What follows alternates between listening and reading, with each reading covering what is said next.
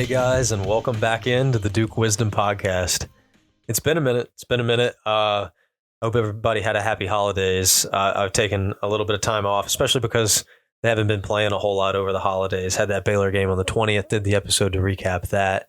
Since then, there's only been one game against Queens on the 31st, which I will talk about. That was Duke's most lopsided victory of the season. And then now I'm recording this immediately following the Syracuse win, what was Duke's first ACC victory of the season after they fell to Georgia Tech earlier in December on the road. But Duke's got a win. There's a lot to talk about. I'm gonna talk about the Syracuse game first because I think a lot of the stuff from the Queens game is topics they're going to bleed over into the Syracuse one, and so I'm going to talk about Cuse first. And if there's anything I still need to talk about from the Queens game, I'll do so. First half was rough. Duke's 1,201 game streak of making a three-pointer was not extended to 1,202 in the first half. I can tell you that much. Duke was 0 of 9 from three. Couldn't get shots to fall. We're missing chippers around the rim. Some layups that just didn't fall their way. Roach missing, McCain missing inside. Ultimately, foul trouble played a huge role in the first half. Kyle Filipowski picked up 2 fouls pretty early and got sat down for the rest of the half, and he did not score, laid a big fat goose egg in the first half. And then Ryan Young came in, but Ryan Young defensively was not cutting it. He was not cutting it. And John Shire did something fun. Well, before he did something fun, actually, he gave Sean Stewart some run. And I think that I'm ready to admit something about Sean Stewart. I love the kid's enthusiasm. I think he's been great. He's athletic. He has so much potential. But I think right now he's got a little bit of the freshman eagerness, and he's just not quite there. His hands aren't quite there. He's getting ahead of himself on plays. I think he needs to slow down, find a little more poise, and that'll help him on the defensive end from picking up these ticky-tack fouls that he's picking up, and he'll find his way. He'll get it into his own, but I don't think it's going to happen this season. And if it begins to happen this season, it's going to happen very late in the season, and by that point, he'll probably be pretty much completely out of the rotation, unfortunately. And I know I've vied time and time again talking about, Shire should play Sean Stewart more, put him in the game more. He would provide something this team doesn't have, which is an athletic defender, an athletic offensive player. While I still believe that is true for his archetype, who are we to question the head coach of the program is what I'm learning. Stewart clearly at this point is not ready. I concede to John Shire. He knows all. I'm a mere man. John Shire is the head coach of the Duke basketball program. So Sean Stewart didn't work. Ryan Young didn't work. Obviously, Kyle Filipowski couldn't stay in the game. So where does he turn? Well, we saw it a little bit at the end of the first half of the Queens game. A weird little lineup that had Mark Mitchell at the 5. And he did it again. Just when you thought that Duke couldn't get any smaller, 3-point guard lineups, the 4-point guard lineups, John Shire said, watch me work. Hold my beer. Mark Mitchell at the 5, TJ Power at the 4, 3-point guards in the line. I mean, and it worked. It wasn't amazing defensively at times, but Mark Mitchell was getting looks. He was getting some great looks, and Mark Mitchell was just that dude in the first half. Mark Mitchell's, his dad had some comments about how, they just were not happy with Mark's performance, and that Duke and Mark needed to do better, that Mark had lost the player that he is. And Mark saw that tweet and he said, Pops, here's what I'm about. Here's what I'm about. And he went and gave him 18 in the first half. Only scored 3 in the second half, but nonetheless, a new career high 21 points and his second player of the game of the season. Big time performance from Mark Mitchell. Want to join a community of Duke accounts publishing news, theories, and predictions on Duke athletics? Join the Duke Wisdom Network. Just go to dukewisdom.org/join network today and fill out the form with your name and social media. Or you can DM at Duke_Wisdom on Twitter or Instagram. Become a part of the community of Duke fans publishing their takes today. Again, that's dukewisdom.org/join network or DM at Duke_wisdom on Twitter or Instagram. Another 2 missed threes for Mark, which makes, I think, 15 consecutive missed threes. He'll need a few more to catch that Jack White record at Duke set back in 2019. I feel like I don't know the exact number, but I'm feeling it feels like 27. I think 27 was the number before he finally hit one against Miami that year in his junior year. But Mark 15. But you know what? He's taking them with confidence. And I think he needs to hit one, man. We can't continue to have a player that's receiving the Ben Simmons treatment on the floor, especially if he's ever going to be on the floor at the same time as Ryan Young. That just creates too many spacing problems. He's going to take them. He has the ability to be a solid 3-point shooter, not like a fantastic one, but solid. And as soon as that first one falls, it'll be like the floodgates. Honestly, he'll start hitting them more consistently. And I have full confidence that he's going to hit one soon. It hasn't happened yet. So he's like a 4% 3-point shooter or whatever, which is tough. But he had a great game today. And what his dad said maybe lit a fire under him, I guess, because he went out there with something to prove. He went out there aggressive. And preseason, my biggest thing was I always knew that Mark Mitchell had the potential to be a high-capacity scorer. It was just, is he going to go out there confidently and take these shots? He's moving without hesitation, and I think that's the greatest thing to see. Even though he's missed 15 straight threes, when he's wide open, he's taking them, and he's taking them without hesitation. He's not faltering, and he's making these strong cuts, and he's getting it. He's going up strong. He got multiple and ones in the first half. He was the saving grace in a half in which Kyle Filipowski picked up 2 fouls. And there were a lot of ticky-tacky fouls, going on. Officiating as a whole was a bit infuriating, a bit frustrating for Duke in the first half. I think he picked up 2 ticky-tack fouls. So did Jeremy Roach. And both of those guys sat for most of the first half. We saw a lot of Jalen Blakes in the first half, a lot of TJ Power. And if it weren't for Mark Mitchell, Duke might have gotten buried. I mean, Syracuse didn't play particularly well in the first half. There was a point in which they were shooting 33% and they were up, which is something you never want to see if you're Duke. Judah Mentz played a good game. He didn't play a great game. He was chirping the whole time, which I guess he had the right to do in the first half. But come second half, all you had to do if you were a Duke player is go scoreboard. And, but something I really do like with all the chirping that Syracuse was doing is Jeremy Roach is just smiling through it, and he's chirping back, man. That's senior captain. He's been through it, and he's ready for that kind of stuff. He's ready for the smoke. So you got to love that from Germ. Like I mentioned, missed a bunch of chippers, had multiple star players on the bench that were just glued there because of foul trouble. And it was Mark Mitchell that allowed Duke to head into halftime with a 35-33 lead, despite shooting 0 of 9 from 3. That sure did change. That 1,000,000% changed. Second half, night and day, baby. The Duke Blue Devils shot freaking 8 for 8. 100% from 3. After going 0 of 9 in the first half, they ended that game shooting 47% from 3 as a team. 8 for 8. 18 of 24 from the floor, 75%. And then 7 of 8 from the line. They missed 6 total shots and 1 free throw in the second half. Just an amazing showing from them. And in the second half alone, McCain had 14 points. He was 4 of 4 from 3. That kid just continues to be brilliant.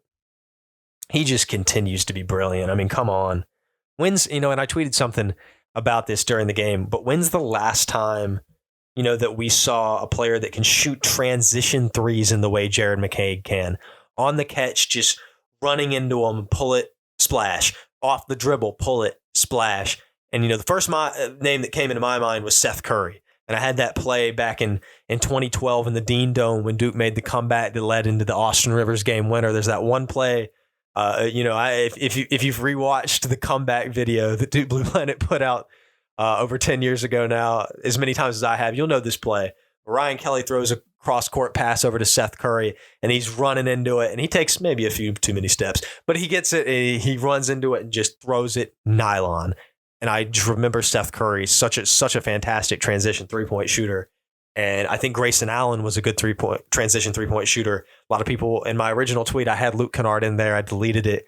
I should have kept it in there because a lot of people were pointing out Luke Kennard, who was a fantastic transition 3-point shooter. But Jared McCain, in terms of a catch and shoot 3-point shooter in transition in the half court, I think the last guy that's done it at that kind of level that he's doing it at is probably Seth Curry.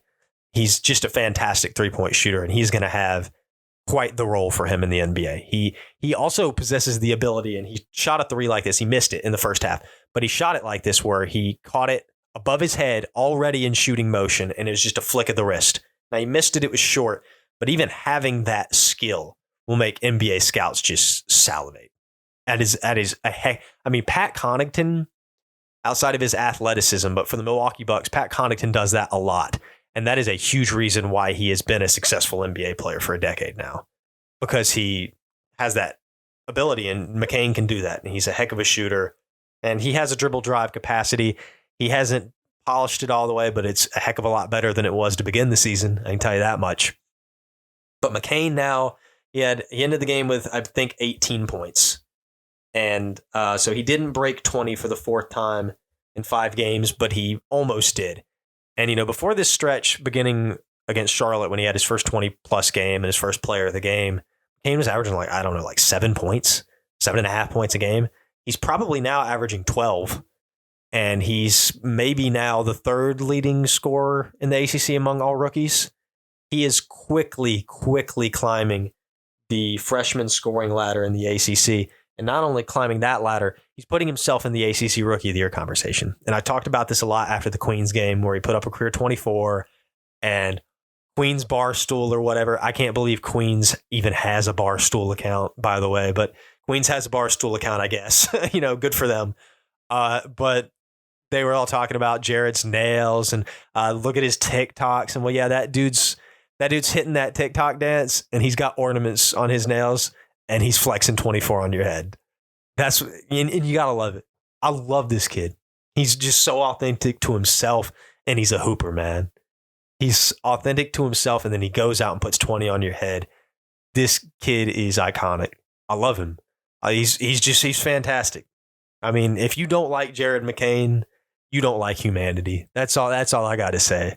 This dude's killing it, though. I mean, almost 20 points again. He's just shy of 20 points per game over the last 5 games. He has more than just asserted himself into the Rookie of the Year conversation, since Duke is significantly better than the other teams that have players in the conversation. For Rookie of the Year, you got Marcus Burton at Notre Dame, who's done very well. Just got ACC Rookie of the Week for a 15.8 assist game and a blowout win over Virginia, which is a great win for Notre Dame. That's Duke's next opponent, by the way. Great win for Notre Dame. However, Notre Dame still sucks. And so that weighs down Burton's chances. Carleton, Carrington, Pitt hasn't done especially well. They don't have any quad 1 or I even think quad 2 wins. They just got beat by Carolina tonight. Carleton, Carrington's a good player, but is Pitt good enough for him to win?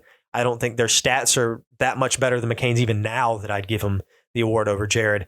By the end of the season, Jared's stats may just be even better or the same as theirs. And if that's the case, then he could unanimously win Rookie of the Year, because Duke is so much better. And then, of course, there's, I think, Ngongo, or I think is his name. I might be wrong on that, but he plays for Georgia Tech. Georgia Tech's big man. He averages about 12 and 9, the Yellow Jackets. But again, Georgia Tech, probably not good enough. If McCain's putting up numbers that are fairly consistent with what those guys are putting up, doesn't even have to be better than him. He should win. And it would continue the pattern that's been going on since 2014. In 2014, Jabari Parker won ACC Rookie of the Year. Then the very next year, Jolly Okafor did. And the next year, Brandon Ingram did. Then Duke had the second place guy in 17, Tatum to Dennis Smith Jr. from State, who won. They had 3 in a row, interrupted by one guy. Duke got the second place guy. All right, back to 2018, Bagley wins. 2019, Zion wins. 2020, Vernon Carey wins. And then you know what happens in 21. Scotty Barnes wins. DJ Stewart comes in second. 3 in a row, 1 interrupted. 2022, Paulo Banchero, Rookie of the Year. 2023, Kyle Filipowski. 2024, pattern holds. Duke's got the winner. And I think Jared McCain, preseason, I would have bet $100, $200. Duke's not having the freshman of the year on this team. I'm not so confident anymore. I think Jared McCain very much can win that award. Am I going to say he's gonna? I don't know. He's going to have to keep playing very well, but he's playing very well right now. I think it'll be interesting once Proctor's back to playing his consistent, like 33 minutes a game. That'll make things really interesting with McCain's scoring output. But he's doing terrifically right now, man. Now, somebody did point out that pattern is likely to die next season regardless, because it could be Duke has, 2 winners, and then they don't have the winner this year, and then they do next year with Cooper Flagg. Or even if McCain wins and they've got 3 in a row, it very well could be 4 in a row with Cooper Flagg next season. Because I would bet pretty good money that Cooper Flagg's got a very good shot at being the ACC Rookie of the Year next season. Injuries and, circumstances permitting. But McCain's just been phenomenal. His 3-point percentage is bonkers. So's Jeremy Roach's. I'm of the opinion that Jared McCain and Jeremy Roach should both shoot like at least 6 or 7 threes a game apiece. And that's at least. Jeremy Roach doesn't shoot nearly enough. His 3-point percentage is like almost at 50. He needs to shoot way, way more 3-pointers. He doesn't shoot nearly enough. But McCain was just fantastic in the second half against Syracuse. Duke did a really, really bad job defending Brown inside. That was tough to watch. That was really tough to watch. It was a really, really rough day for Kyle. And yet still, he had 12 points in the second half. He ends the game with 12 points and 7 rebounds, which is a solid game. It's not great, but it's solid. It's fine. And Kyle Filipowski has the tendency to have the worst game I've ever watched and still end up with a really decent or really even maybe a really good stat line. He's so talented, but he just does some really, really questionable things on the court. Sometimes doesn't go up strong enough, makes bad decisions, isn't in the right place defensively a lot of the times. Although I say that, he had a very good defensive game against Queens. 5 blocks. That was a career high for him. He has the ability to be a high-level shot blocker, but when you've got a lot of bigs that they don't even have to be talented bigs, but bigs that are really athletic and can play above the rim, they give Kyle Filipowski a lot of trouble. That happened today. And I'm concerned about that when it comes to the NBA. He was a projected 9th pick on ESPN and Jonathan Gavoni's mock draft today. And I have my concerns because I don't know exactly what Filipowski's role is, because he's not necessarily going to be a star potentially in the NBA. And it's, what is his role? Because he can't shoot threes well enough. He can't block shots well enough. What's his role? I don't know. I don't know what it is. And I'm not sure if he would know what it is, but he's got to find some sort of niche before he gets to the league to be a successful player. And I am concerned with him defending athletic bigs, which is all bigs in the NBA except for like Jokic, but you can't guard him anyway. So, I think it's interesting, but he's got something to his game that I do think is very interesting, that he's a very good facilitator. I look to a Domantas Sabonis a little bit as to what I think Filipowski in a ideal world could look a little bit like. He's nowhere near that right now, obviously, but he could. Kyle Filipowski continues to look like he's had a horrible basketball game, but put up solid stats. He does that, man, and he's just a heck of a player. He's a talented player. He made a lot of short jumpers inside the free throw line, which I would normally say are just horrible shots to take. Just really low percentage shots. But hey, he made them. He was on his Kristaps Porzingis. Porzingis probably is the greatest player of all time at shooting 4-foot jump shots. Kyle pulled out that bag today. He's skilled, man. He's skilled. He's an All-American. What can you say? He finds a way to get it done. And I just talked a lot of crap about him, but I got a lot of respect for him. And he is Duke's best player. He is very good. I think that criticism is important to have. I think it's important not to just be like, oh, he's really good. We need to be like, well, he sometimes falls short in these ways, but he can obviously improve them. And he is very obviously still skilled in so many ways and finds ways to get it done because he's got grit and he's talented. Talking a player that got it done again, Jeremy Roach, 17 points today. He's been fantastic. He's been an all-conference player through the first, almost half of the season. And, he only had 6 points against Queens. Duke scored 106 points. It's the first time that Duke had scored 100-plus points under John Shire. But only 6 points needed by Jeremy Roach to get that win, and I think that was big. Showed a lot of growth for Duke offensively. Jeremy Roach has done a lot of heavy lifting throughout some tough moments for Duke offensively this season, but they didn't need the senior captain against Queens. They had other guys stepping up, notably Jared McCain with a career-high 24. But, when he's needed, Jeremy Roach, he's going to be Mr. March for this team. They'll live and die by Jeremy Roach at the ends of games and close games in March. And he steps up in big ways, 14 points a game. He had 17 tonight against Syracuse, and he was great. Three-headed monster of McCain, Roach, and Mitchell throughout the night. Filipowski was great. And the second, and the guy that I haven't mentioned yet, Tyrese Proctor, made his return against Queens. He had, I think, 7 points in that Queens game. He came off the bench, just kind of getting acclimated again, but he came off the bench again, which I thought was interesting. Came off the bench again against Syracuse. Still not ready for that full kind of minute load. He ended up playing 27 minutes on the game. Caleb Foster started but played less minutes. I have a feeling Tyrese will probably re-enter that starting lineup against Notre Dame. He ended up with 14 points and shot the ball very well. 5 of 7 from the floor, 2 of 4 from 3. A lot of times I wish Tyrese Proctor would shoot the ball more. I think if he shot more, he'd average 15, 16 points a game. Instead, he stuck at 10. But solid 14-point game. Proctor was great. Roach was great. McCain was great. Mitchell was fantastic. Flip was good in the second half. Jalen Blake's only 2 points, but man, he's a defensive workhorse. You just can't not play that guy. He just tries so hard that you can't take him off the floor. And his energy is infectious. He's such an important player to have on the floor. And we saw it in big moments in this game. We saw it in moments against Queens. He did that little dance on the floor against Queens. Iconic moment by Jay Book there. I haven't talked a lot about Caleb Foster. He only had 2 points in this one. He's been getting the starts, but he's fading off a little bit offensively. I still think he's good, but I think as McCain's finding his groove, Foster's sort of falling back into the shadows a little bit, which I hate. But I know that Foster's still a very important part of this team, very capable, can go get his own shot, and he's going to be a huge part of next year's team as the starting point guard, no doubt about that. One other thing I want to discuss. I am of the belief that 2 backcourt players, 2 point guard, combo guard type players are coming back from this team. And I mean 2 of the 4 main ones. I'm not talking about Jalen Blake's. Obviously, he'll be back.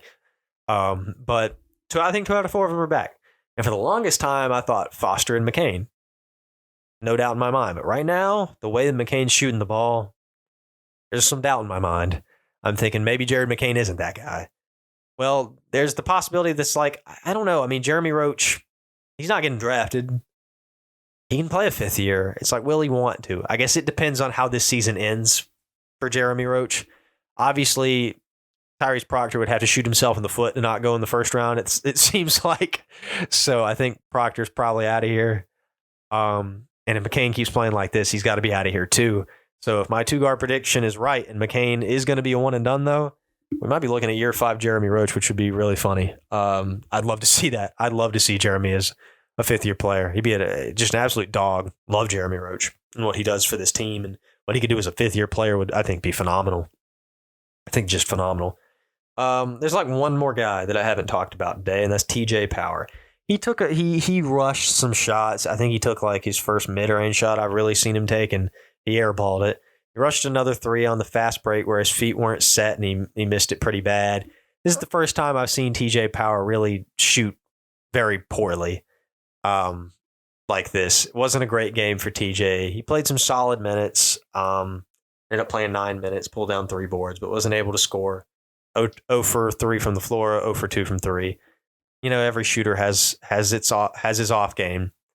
For his likeness to Singler from 3, his likeness so far has not extended to Kyle Singler's interior game or defense, but give it time. He's a phenomenal shooter. He's a very talented player. But Duke's finding what works. They had a great second half. Had after such a horrible start, they ended up winning this game by 20. And Duke has a really, really, really, really, really, really, really good opportunity over the next month or so. Not quite the next month, but through most of January to pick up wins and rattle off a lot. This game tonight was their 5th consecutive win.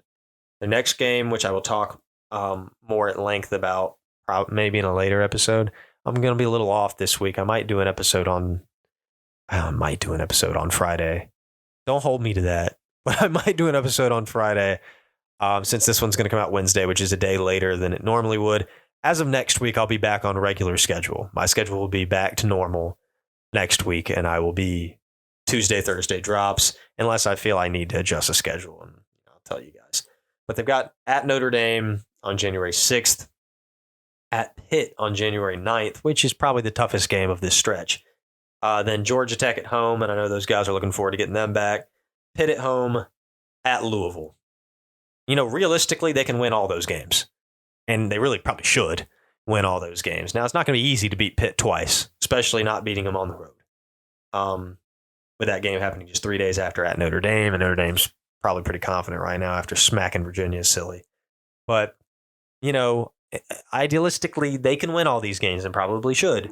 And if they did, that would be 6, 7, 8, 9, 10 consecutive wins heading into a tough 3 games. That is Clemson, but at least it's at home. Then at Virginia Tech, which you can probably go ahead and put an L next to. Duke pretty much never wins in Blacksburg. And then at Carolina, which is going to be a rough game. We'll see how that one goes. But it's a tough 3-game stretch. So if you're Duke, you'd love to be on a 10-game winning streak heading into that one, because Duke is 10-3 right now, 11-3, 12-3, 13-3, 14-3, 15-3. You'd love to be 15-3 heading into that stretch. And ideally, you only lose one of those 3 games, but you might lose 2. But if you do, 16-5 is not so bad. Then go the rest of the year, only lose maybe 2 more games the rest of the year. Yeah, you're sitting pretty. You're fine. So Duke's got a really good opportunity to rattle off a lot of wins here.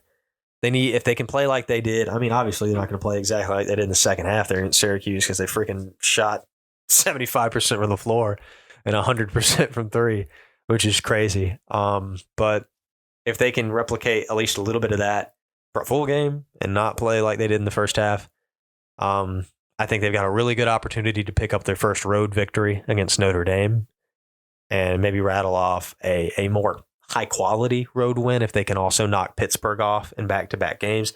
They lost back-to-back road games at the turn of the month in November to December with Arkansas and Georgia Tech. Maybe they can make up for it with 2 back-to-back ones against Notre Dame and Pittsburgh here in January. I talked about Duke playing Queens. Queens in their first year as a D1 school, they won the game by 37. McCain was great. Kyle had 19 points, and I talked about the 5 blocks, which was great. Solid way to end 2023, solid way to end non-conference play for Duke. One thing I do want to talk about from that Queens game is that Stanley Borden didn't play again, and Spencer Hubbard did. Neil Begovich did. I don't know if Stanley Borden's ever going to play in a single game in his entire Duke career, which is really tough. So pour one out for Stanley Borden wherever you are. Guy's such a fun guy. But also want to talk about something else that I'm doing personally. A little bit of a personal plug. I don't normally do this, but I am writing right now for the North Carolina Sports Network. If you want to look that up on Twitter or Instagram or online on the website. And I'm writing articles, doing a lot of profiles on what I just finished up helping with was profiles on the 19 Division I men's basketball programs in the state of North Carolina. I wrote the profile on Duke. I wrote the profile on UNC, as well as UNCW, Charlotte, NC Central, Campbell, and Elon. And then I'm set to do one on NC State as well. And then we're heading in and we're diving into the ACC schools, and I'll be writing ones for Notre Dame, which will come out, I think, this Saturday before the Duke game. And then Louisville, Georgia Tech, Syracuse, actually. So I think I'm forgetting somebody, Boston College. But make sure you go check out the North Carolina Sports Network. It would mean a lot to me supporting something I'm doing outside of Duke Wisdom, trying to make this journalism thing work. Love you guys' support and everything. that you do. And and while you're thinking about supporting and stuff like that, what we're doing with the Duke Wisdom Network is really cool, man. Just fans getting in here, and we're sharing a space on Slack where we're talking about the games, talking about stuff, and fans getting the opportunity to throw out some work and some opinion pieces, and just talking about the team they love, and having somebody who is a professional journalist go in and edit these articles and publish them. I think it's a unique opportunity, and I hope that some of you guys listening that haven't already seized that opportunity, make sure to go to dukewisdom.org/join network, fill out that form. I'll be in touch. I'd love to have you. Writing levels of how, wherever you're at, all ages, anybody. I mean, maybe not if you're like, well, what, actually, if you are 5, why, I don't, that's pretty cool that you're listening to this. And I'll help you out, man. I'll help you out. That's what I'm here for. Love doing this. Make sure to follow on Twitter and Instagram and wherever you see Duke Wisdom, and make sure to subscribe and follow the podcast. Share the podcast. Tell a friend. You got Duke fan friends. Tell them about what we're doing here, and tell them to get involved. We love it, man. We love it. And also, I got an idea. I don't know if anybody's actually going to tweet at me, but if you're listening to this and you'd have any interest in buying a Duke trivia, like Duke basketball trivia book, very updated Duke basketball trivia book, that's something I'm thinking about making, and would potentially sell, but it's something I'm looking into. And if you'd be interested in that, let me know before I start diving into that process. Big win over Syracuse, blowout win over Queens, Notre Dame on Saturday. We'll talk more about that. Thanks so much for listening, guys. It's been a blast, and I'll talk to you later.